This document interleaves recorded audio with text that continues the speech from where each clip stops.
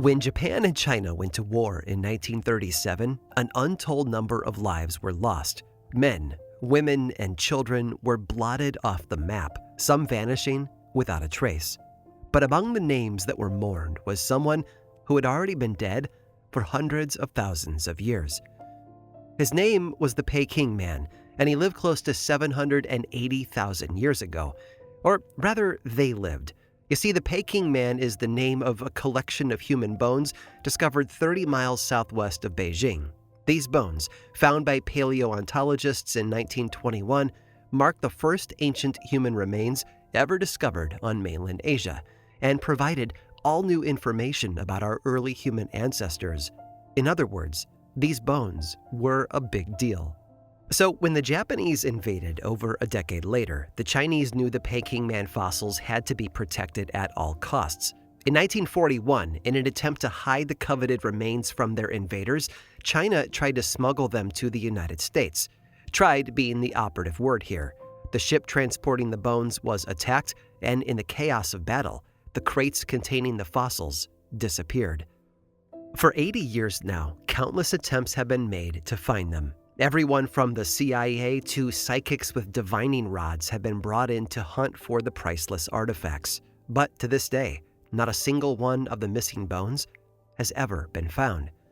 The humans who made up the Peking Man remains might well have been the first legendary residents of Beijing, but they certainly wouldn't be the last. These days, the city boasts a population of 22 million people, and with thousands of years of human history behind it and a countless lineage of human souls, it's no wonder that some of them have stuck around.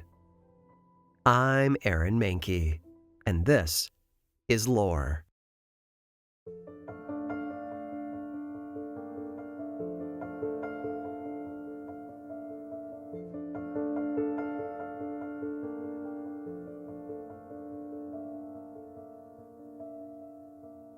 It's been known by many names across the centuries. First Ji, or Qi, all the way back in the 8th century BCE when the city was founded. Then Yangjing, 1500 years later. Chengdu a century after that, and then Dadu when Kublai Khan claimed it as his own royal residence. Title after title, conqueror after conqueror, time passed by, and finally in 1421, during the Ming Dynasty, the city was given the name we know today, Beijing. A city, you see, is a little like a folktale. It shifts and remakes itself, adapting to each new era and populace, almost as if it were alive. And like any living creature, it needs a heart. For Beijing, that heart is called the Forbidden City. The Forbidden City is located deep in Beijing's center. Sealed off from the rest of the city by a deep moat, its name refers to the fact that most citizens were forbidden from ever crossing through the gates. Sure, certain imperial family members and government officials might be permitted, but this was truly the emperor's domain, and he alone had free reign on the grounds. It was New Year's Day in 1421 when the Forbidden City first opened, at the command of an emperor named Zhu Di. Since then, it has served as the royal residence for 24 consecutive rulers in China. In fact, it remained the imperial headquarters for a whopping 500 years, until the Chinese Revolution of 1911 to 1912. It's said that it took over 200,000 workers to construct this beating heart of Beijing. And believe me when I say it was no simple task. Every element of the city within a city was carefully designed to send a very specific message to those who were allowed within those walls, that of the power and the grandeur of the emperor. Picture in your mind wide, treeless gardens and winding alleyways, brightly painted walls, all in the imperial colors, of course, swirling with dragons, a symbol of the emperor's omnipotence. Imagine, too, buildings adorned with ornate birds, flowers, and other animals, which some believed came to life at night to sprint through the hallways. Now, expand that mental image across nearly 1,000 buildings, with more than 9,000 total rooms. Buildings with some pretty formidable names, mind you, places like the Hall of Literary Brilliance, the Hall of Military Eminence, and the Palace of Heavenly Purity, just to name a few. Yes, it wouldn't take long for any visitor walking through this urban marvel to stop viewing the emperor as a man and start viewing him as a god. Of course, the era of emperors has long since ended, and these days the Forbidden City isn't quite so, well, forbidden. Today it's open to the public as one of the world's most popular tourist attractions, housing exhibits on China's culture and history. But although governments may change, some things stay the same. The Forbidden City's grandeur remains, of course, as does its history. And with that history comes the ghosts. The oldest ghosts whispered of within that ancient fortress stretch all the way back to the foundations. That is, to the very emperor who commissioned the compound in the first place, the Yongle Emperor Zhu Di. Now, it was well known that the Emperor Zhu Di had a penchant for Korean women, and so when he settled into his new palace within the Forbidden City, he naturally needed a Korean harem on site. His concubines lived in gilded cages. Parties and festivals were thrown in their honor.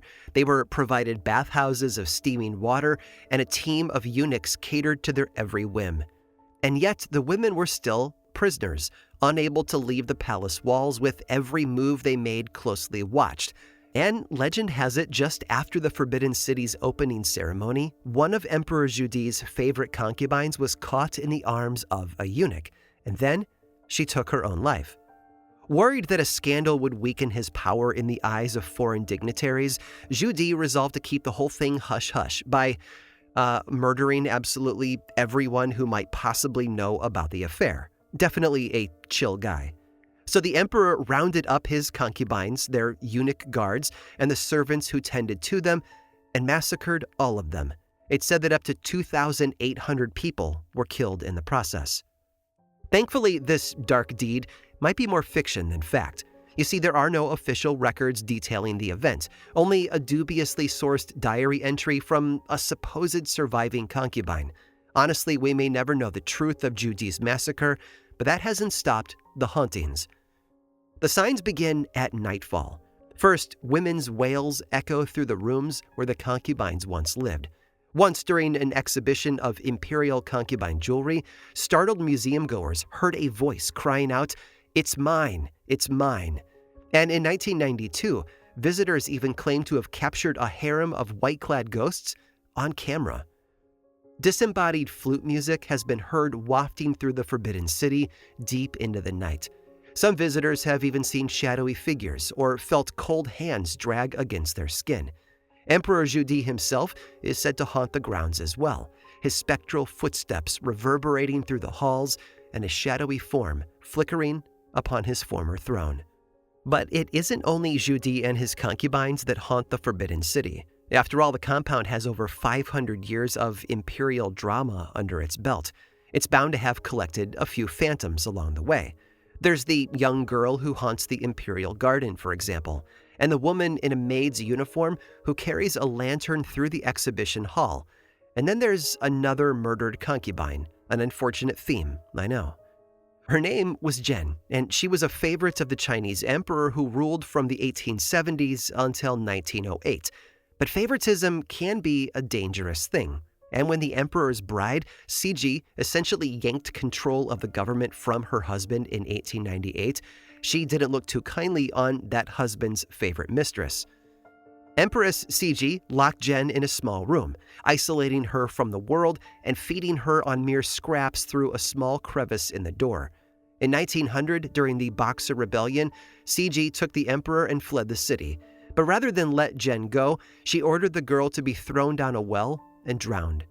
When her family was finally able to drag the murdered woman from the well a year later, her body was said to be uncannily supple and lifelike, as if ready to awaken at any moment and seek revenge. While Jen's well is now dry, legend says that it fills up at night, and those who gaze deep into its waters will see none other than her face, staring back at them. Yes, the Forbidden City may be Beijing's heart, but here's the thing about hearts. They pump blood all throughout the body. And you better believe every last limb and fingertip of this massive city has another dark story to tell.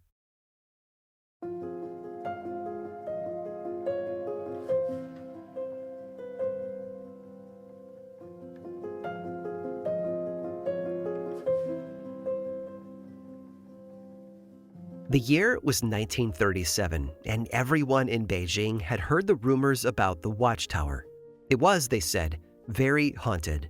Specifically, it was filled with mischievous spirits scurrying along the upturned eaves and over the cobbled walls. Oh, and it was dangerous to visit the place after dark. The tall, imposing structure stood at the edge of Beijing, part of a massive fortifying wall that had once surrounded the city. By the 1930s, it had already been long abandoned. Bat colonies and packs of feral dogs were the only tenants now. Plus, of course, those beings that everyone was so afraid of. That is, the spirits. Specifically, fox spirits. The legends began in the 1800s, centuries after the tower was constructed. As the story goes, there was once a watchman at the tower who would pass the long hours at his post in the company of a good friend, a fellow old man who happened to be a master storyteller. According to the legend, one Lunar New Year, the watchman and his friend spent the night drinking rice wine and enjoying the night air. Eventually, the storyteller fell asleep. Nice guy that he was, the watchman went over to cover his friend with his jacket, only to watch in awe as the sleeping man transformed into a fox before fading from sight. The following night, the friend returned with an explanation. He had actually been the king of the fox spirits all along, and in return for the watchman's kindness, he assured that the man's wages would increase a little bit every day for the rest of his life.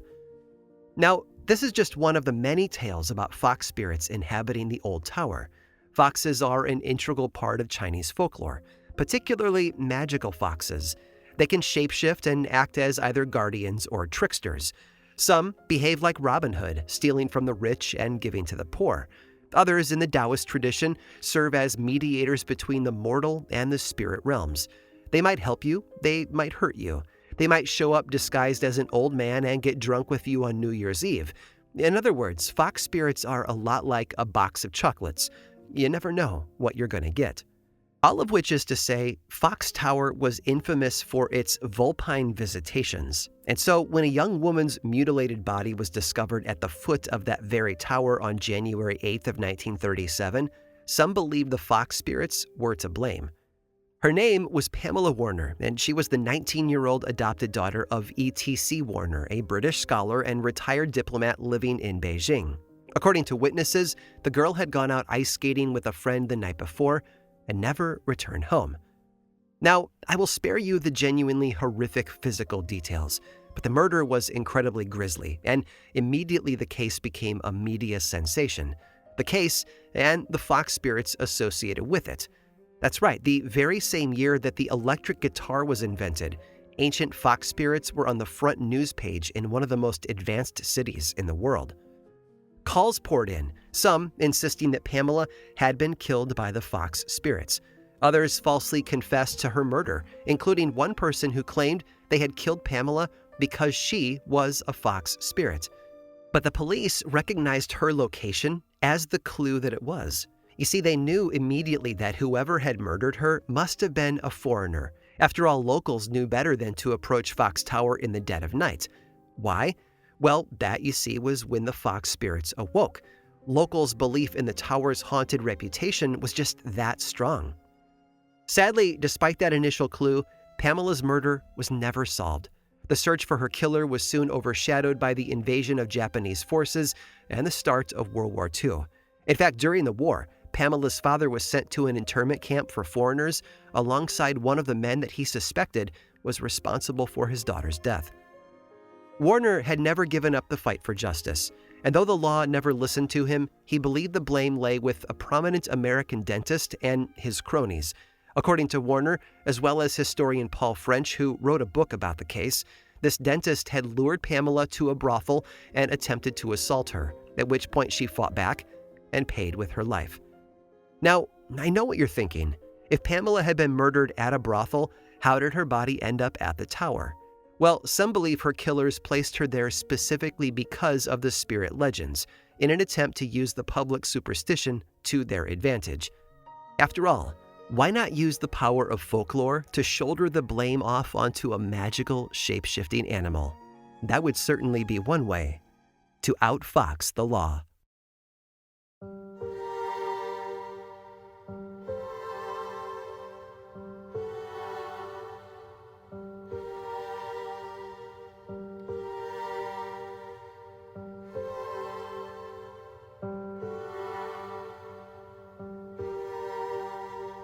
The graffiti splashed across the brick and stone building was impossible to ignore. Please, it read in wet, slopping letters, do not believe the lies. There are no ghosts. Now, I don't know about you, but if I saw something like that spray painted onto the side of a building, my first thought would be, yep, there are 100% ghosts in there. And most people who visit Chaonei number 81 are inclined to agree. Less than 2 miles from the Fox Tower stands a 3-story French Baroque building. It looks strangely out of place among the modern Soviet-style apartments and glitzy wealth that makes up the rest of the block. Because this place is nothing like its neighbors. The house is built of fading brickwork, its windows encircled in toothy stone. 2 great columns flank the front door, while a dark mansard roof squats on top. In other words, it looks a heck of a lot like a haunted house. And let me tell you, it lives up to the hype. Referred to by its street address, Chaonei number 81 is known as one of Beijing's most haunted houses. But even still, no one knows fully why it even exists. Some say the Qing imperial family built it as a church for British Beijingers in the year 1900.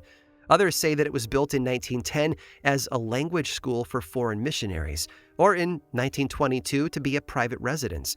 And still others claim that a British priest built it to be a church only to mysteriously vanish before construction was completed. What we do know for sure, though, is that by the 1970s, the property had been abandoned. For years, it sat in disrepair. Its windows were broken, it was overgrown with ivy, and while nearby buildings easily sold for several $1 million, Chaonei number 81 sat on the market for years, with buyers refusing to even touch it. After all, no one wanted to buy a house full of ghosts. The local children all knew that it was haunted. In the words of one man who grew up nearby, we would play hide and seek in the house, but we didn't dare come in by ourselves. And perhaps that was for the best, because if the stories are true, not everyone who went into that house came back out. The most famous ghost story associated with Chaonei number 81 takes place in 1949.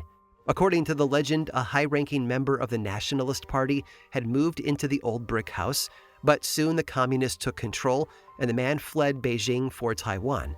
But here's the thing, this man didn't live alone. He had a wife, or in some versions of the story, a concubine, who he left behind, deserted in the opulent home. They say that in a swirl of heartbreak and fear for the approaching communists, the woman took her own life by hanging herself from the rafters of that very house. Ever since, her spirit is believed to have haunted the place. It's said that at night, when thunderstorms shake the city, she can be heard crying and screaming through the rain.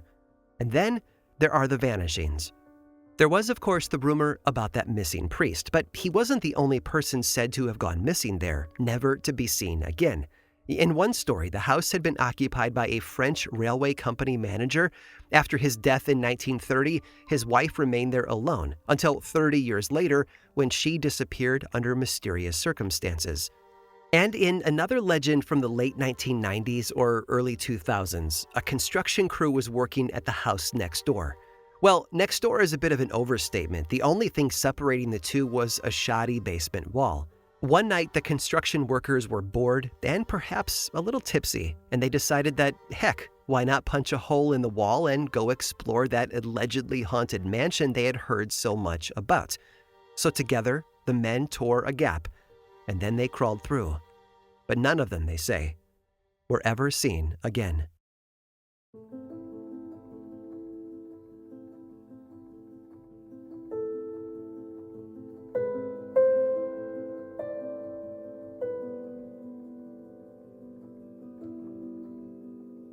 Belief is a powerful thing. For example, is there any real record of these vanishings actually historically taking place in Chaonei number 81? No. But like Fox Tower, the belief in their veracity was enough to keep the stories circulating. Ghosts, you see, are a major part of Chinese folklore. In fact, 2 of China's biggest festivals involve burning paper money, known as hell money, to placate ancestors and ghosts. But despite the nation's obvious love of a good haunting, the Chinese Communist Party, or CCP, has spent decades attempting to eradicate the superstition for good. In 1961, the CCP published a book titled Stories About Not Being Afraid of Ghosts. And these aren't your average ghost stories. They're all about brave men who aren't afraid of ghosts pointing out the foolishness of those who do. In some cases, they use their superior intelligence to scare away or kill the ghosts. In others, they simply prove that what had been interpreted as a ghost was actually just the wind or an overactive imagination. Here, I'll give you a glimpse of the book's introduction. There are no ghosts, the opening paragraph insists. Belief in ghosts is a backward idea, a superstition, and a sign of cowardice. This is a matter of common sense today among the people. It goes on to insist that the former ruling class of China, and I quote, fooled and frightened the people with ghosts and gods so as to strengthen their rule. And while it might sound silly, to be honest, the CCP may have a point. Because, you see, superstition does, to this very day, impact daily life in Beijing. Take Chowne number 81. Despite the lack of historical evidence that the vanishings ever happened, the house was so reviled and feared that it sat abandoned all the way until 1990, when it was finally acquired by the Catholic diocese. By then, though, it was in total disrepair, and the church couldn't afford to renovate it. The house only grew more and more dilapidated, and the more desolate it looked, the more its haunted reputation grew. In 2014, a 3D horror movie called The House That Never Dies was released, inspired by the legends about Chowne number 81. The movie spurred new interest in its ghostly legends, and suddenly upwards of 500 people a day were flooding the street to catch a glimpse of the infamous house. And with fans swarming the property, hopes for renovation became even more complicated. Magical belief impacting the physical bureaucratic world, just as the Communist Party had feared. Ultimately, it took until 2016 for the diocese to restore the house, with the help of a municipal grant. Although the whispers remain, the house that never dies is simply now a house. And although the identity of the current tenant is unknown, I think we can assume one thing about them. They are, in fact, very much alive.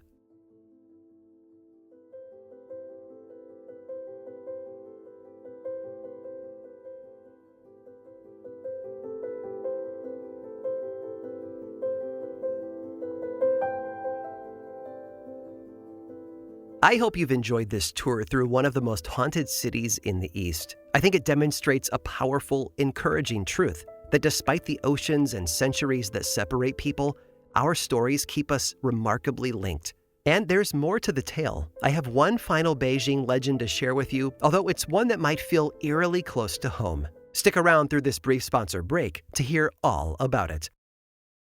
This show is sponsored by BetterHelp. What are some of your relationship green flags? We often hear about the red flags that we should avoid, but what if we focused more on looking for green flags in friends and partners? If you're not sure what they look like, therapy can help you identify green flags, actively practice them in your relationships, and embody the green flag energy yourself. Whether you're dating, married, building a friendship, or just working on yourself, it's time to form relationships that love you back. I know how important and helpful therapy can be, and it isn't just for folks who have experienced major trauma. Therapy is helpful for learning positive coping skills and how to set boundaries. It empowers you to be the best version of yourself. BetterHelp is fully online, making therapy affordable and convenient, serving over 5 million people worldwide. You can access a diverse network of more than 30,000 credentialed therapists with a wide range of specialties and easily switch therapists anytime for no extra cost. Discover your relationship green flags with BetterHelp. Visit betterhelp.com/lore today to get 10% off your first month. That's BetterHelp, HELP.com/lore. This episode was also sponsored by MeUndies. Underwear drawers are like the Wild West of wardrobes. There's no rhyme or reason to them. Anything goes. You've got pairs from 3 birthdays and 2 Christmases ago, pairs from 5 different brands with 5 different fits. So when you open that drawer every morning, you have no idea what to expect. But now that I felt the buttery soft comfort of MeUndies, my other pairs have got to go because MeUndies is all I reach for. I'm hooked, and honestly, I just feel off if I try to wear anything else. In fact, I'm wearing a pair right now, and folks, these are incredibly comfortable. I'm more a fan of solid colors, so I went with black, but I was blown away by all the fun and amazing patterns they also offer. MeUndies has a look for everyone, plus they come in sizes extra small to 4XL, guaranteeing a flattering cut for every body. MeUndies isn't just about underwear though. Explore the lounge collection featuring comfy joggers, hoodies, onesies, and more, and their Move Me activewear collection is the softest activewear on the market. Not happy with your first pair of undies? It's on MeUndies. Get 20% off your first order plus free shipping on orders of $75 or more at MeUndies.com/lore. Enter promo code LORE. That's MeUndies.com/lore, code LORE for 20% off. MeUndies, comfort from the outside in. And finally, this episode was sponsored by Quince. I remember how elevating my style used to mean breaking the bank, but with Quince, I get high-end versatile pieces at prices I can actually afford. Now I can upgrade my style by snagging killer luxury essentials that sync with my vibe and my wallet. Quince has all the must-haves like Mongolian cashmere crewneck sweaters, iconic 100% leather jackets, and versatile flow-knit activewear. And the best part? All Quince items are priced 50 to 80% less than similar brands. By partnering directly with top factories, Quince cuts out the cost of the middleman and passes the savings on to us. And Quince only works with factories that use safe, ethical, and responsible manufacturing practices, along with premium fabrics and finishes, which I love. And I've said it before, but I'll say it again. I wear one of their 100% merino wool short-sleeve t-shirts every single day, usually in black. The fabric is incredible, and it even made the perfect travel shirt while I was on tour last month. Indulge in affordable luxury. Go to quince.com/lore for free shipping on your order and 365-day returns. That's QUINCE.com/lore to get free shipping and 365-day returns. Quince.com/lore.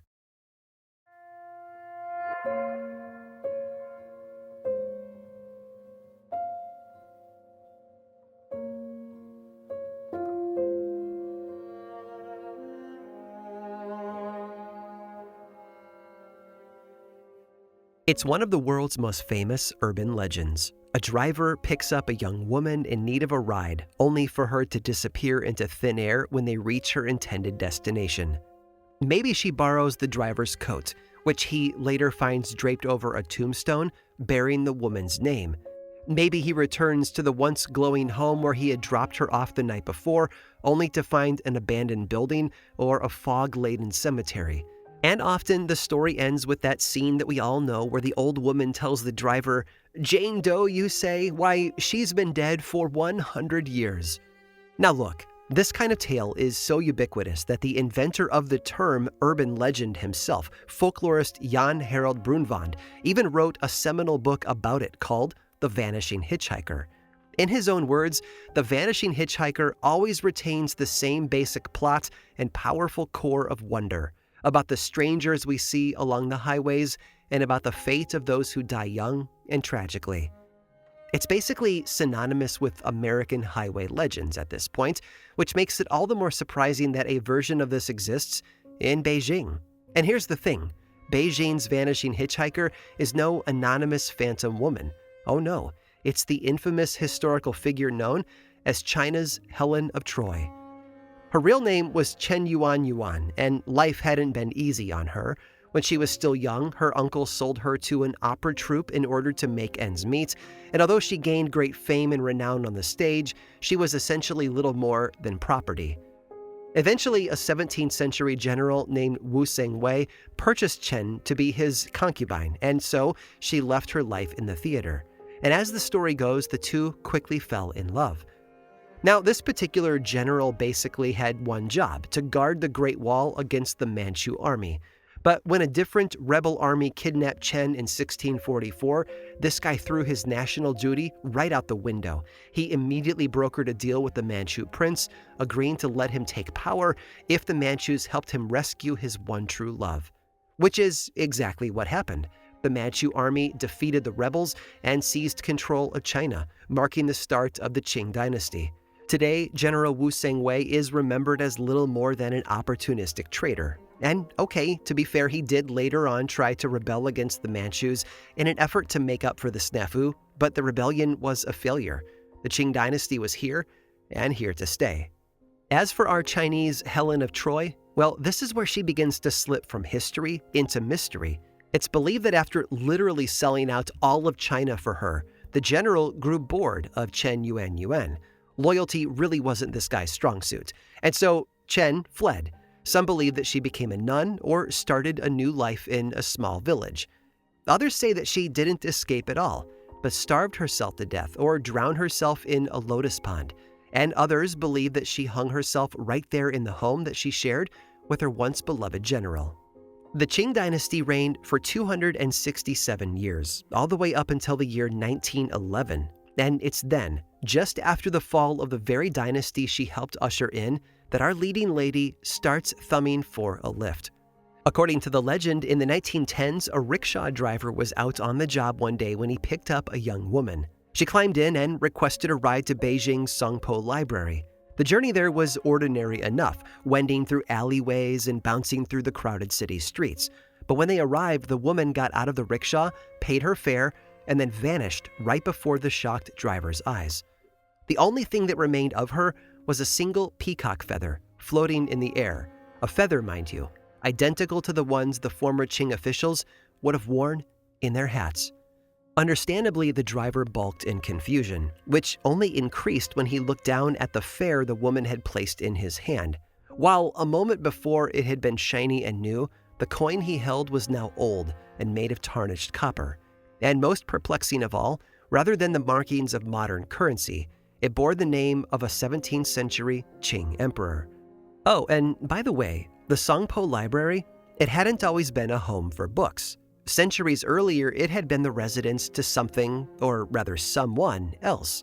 That's right, General Wu Sengwei and his true love, Chen Yuan.